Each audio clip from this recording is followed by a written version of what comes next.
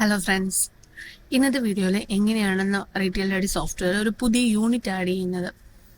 Measurement units, packets, pieces, കേജീസ്, ഇങ്ങനെ almost എല്ലാ യൂണിറ്റും നമ്മൾ ആഡ് ചെയ്തിട്ടുണ്ട്. ഇത് കൂടാതെ എന്തെങ്കിലും യൂണിറ്റുകൾ നിങ്ങൾക്ക് ആവശ്യമായിട്ടുണ്ടോ എങ്കിൽ ആ യൂണിറ്റ് എങ്ങനെ നമ്മളുടെ റീറ്റെയിൽ ഐ ഡി സോഫ്റ്റ്വെയറിൽ ആഡ് ചെയ്യാമെന്നുള്ളതാണ് ഇന്നത്തെ വീഡിയോ.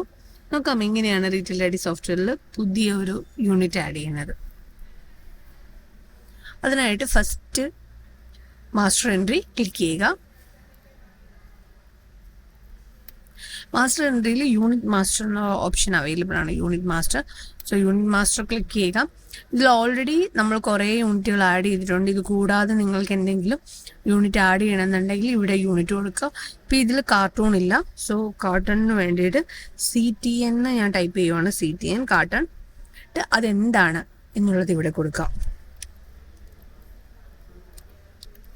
ഓക്കെ, അതിനുശേഷം സേവ് ചെയ്യുക. ഇത്രയേ ഉള്ളൂ. ഇപ്പോൾ ഇതിൽ നോക്കുവാണെങ്കിൽ, ലിസ്റ്റിൽ നോക്കുവാണെങ്കിൽ കാർട്ടൺ വന്നിട്ടുണ്ടാവും, CTN കാർട്ടൺ. ഓക്കെ, അപ്പോൾ ഇങ്ങനെയാണ് റീറ്റെയിൽ ഐ ഡി സോഫ്റ്റ്വെയറിൽ പുതിയൊരു യൂണിറ്റ് ആഡ് ചെയ്യുന്നത്. മാസ്റ്റർ എൻട്രിയിൽ പോവുക, യൂണിറ്റ് മാസ്റ്റർ. ഏത് യൂണിറ്റ് ആണോ നിങ്ങൾക്ക് ആവശ്യം ആ യൂണിറ്റ് ആഡ് ചെയ്യുക, സേവ് ചെയ്യുക. That's all. Thank you for watching this video. Thank you.